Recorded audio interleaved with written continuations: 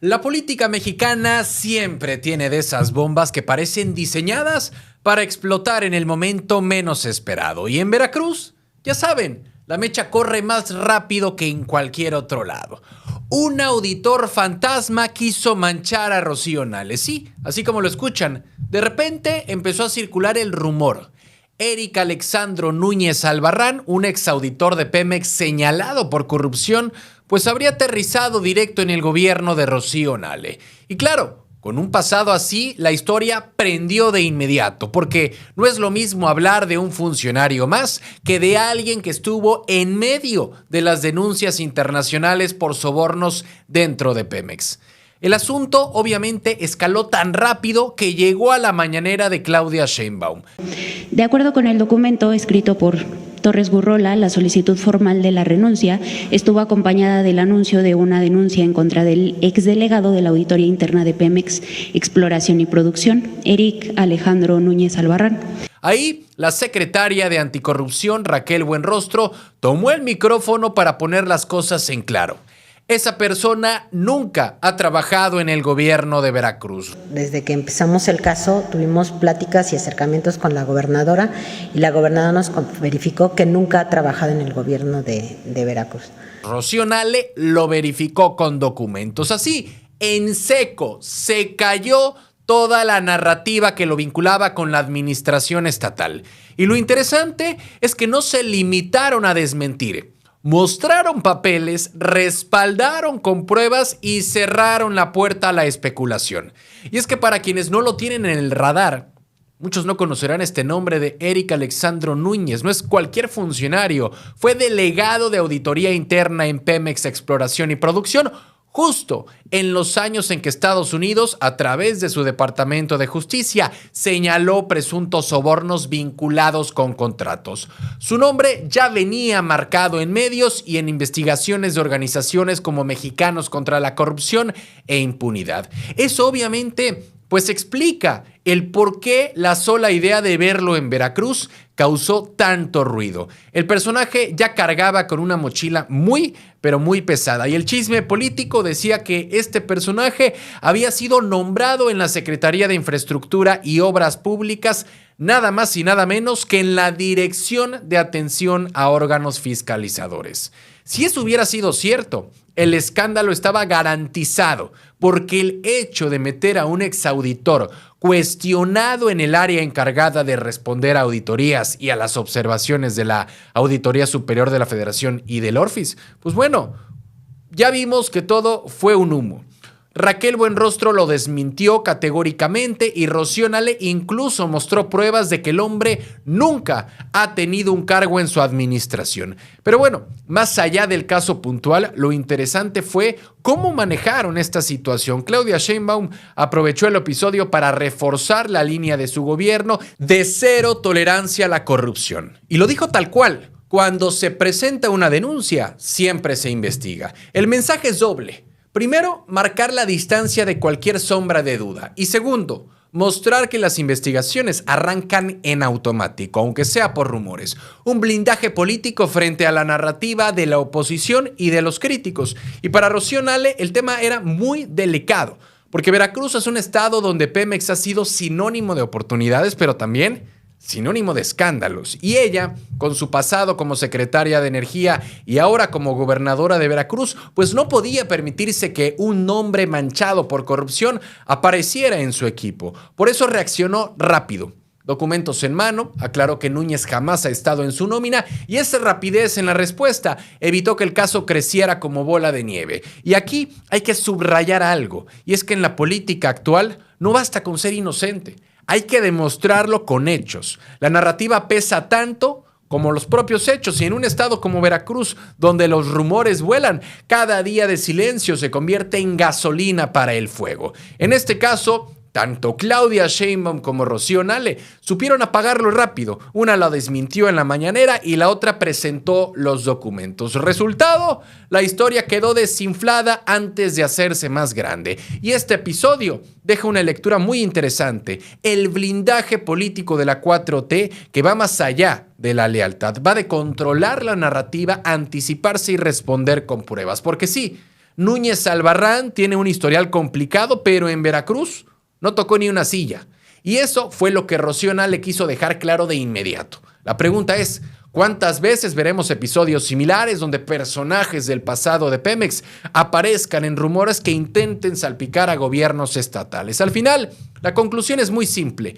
Núñez nunca trabajó con Nale y el caso terminó siendo más ruido que realidad. Pero también es una advertencia, porque en un clima político tan cargado como el de Veracruz, cualquier sombra puede convertirse en tormenta. Y ahí la clave será lo que vimos en este episodio: responder rápido, responder con pruebas y con un mensaje claro de cero tolerancia. Porque en política, como en los viejos dichos, la mentira corre, pero la verdad necesita un empujón para alcanzarla. ¿Cansados de las mismas noticias de siempre? Con los mismos de siempre. Aquí lo contamos sin rollos, directo y diferente. Dale click a la campanita, suscríbete y entérate de lo que de verdad está pasando en Veracruz y en la política. Noticias locales. En México las piezas políticas se mueven todos los días, pero hay relevos que llaman la atención más que otros. Y justo eso pasó ahora en el Senado de la República. Gerardo Fernández Noroña dejó la presidencia y su lugar lo ocupa Laura Itzel Castillo Juárez. De hacer guardar la Constitución política de los Estados Unidos mexicanos y desempeñar leal y patrióticamente el cargo de presidenta de la mesa directiva del Senado de la República. Lo interesante no es solo su trayectoria en la izquierda mexicana, sino un detalle que a muchos aquí en Veracruz nos toca de cerca, porque ella tiene un vínculo directo con este estado, con el estado de Veracruz, y no cualquier vínculo, sino uno que la conecta con un ícono histórico de la izquierda, su padre, Heberto Castillo Martínez. Pero para ponerlo en contexto, Heberto Castillo fue un ingeniero civil, un luchador social, un líder del movimiento estudiantil del 68 y fundador de partidos que abrieron caminos a la izquierda. El PMT, el PMS y después el más conocido, el PRD. Nació en Ixhuatlán de Madero, Veracruz, y hasta su muerte en 1997 representó a su estado natal en el Senado. Su legado no solamente fue político, dejó marcada a toda una generación que veía en él la lucha por la democracia y la justicia social. Y claro, esa herencia cayó directo en Laura Itzel, quien prácticamente creció entre mítines, entre debates y los ideales de la transformación que defendía a su padre. Por eso, cuando hoy vemos a Laura Itzel asumir la presidencia del Senado, pues no podemos ignorar ese lazo con Veracruz, porque no es cualquier dato. Hablamos de la hija de un veracruzano que marcó época y que todavía es recordado como referente moral y político. En otras palabras, su llegada al Senado no solo es un triunfo personal, también es una forma de continuar la historia que empezó en estas tierras, y para muchos esto significa que la voz de Veracruz sigue teniendo eco en la Cámara Alta, aunque sea de manera simbólica. Ahora, su trayectoria no empezó ayer, ni mucho menos. Laura Itzel fue diputada federal en 2 ocasiones. La primera en el 97, al 2000, justo cuando Morena pues ni existía y la izquierda aún peleaba espacio frente al PRI y al PAN. Más tarde, en 2009 y 2012, volvió al Congreso consolidando su perfil como una política con experiencia en tribuna, en debate y en las comisiones legislativas. No es alguien improvisada, ni mucho menos una figura de relleno. Conoce los pasillos del poder y la maquinaria legislativa.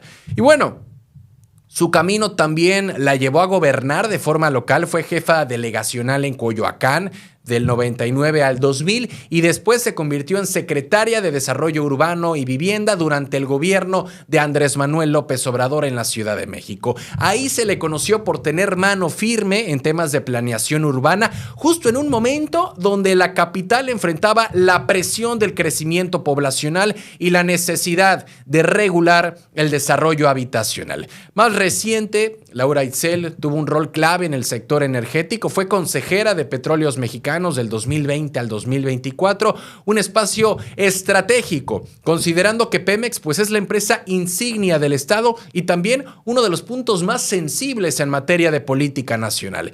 Ese paso por Pemex pues le dio otra credencial de peso, el conocer desde dentro cómo se manejan los grandes temas energéticos, algo que también conecta con Veracruz, un estado petrolero por excelencia. Ya en el 2024 fue electa senadora por Morena y apenas un año después, en el 2025, ya está tomando la presidencia del Senado, es decir, pasa de ser legisladora a estar en la silla que conduce los trabajos de la Cámara Alta. Con todo eso que implica debates, votaciones y sobre todo el simbolismo político de representar a la izquierda mexicana en su espacio más formal. Sobre todo agarrando una silla que la deja calientita un Gerardo Fernández Noroña lleno de polémicas contra una Lili Téllez, contra un Marco Cortés, contra un Ricardo Anaya y más recientemente contra un Alito Moreno. Pero bueno, la llegada de esta política también marca un momento muy curioso porque ella sigue,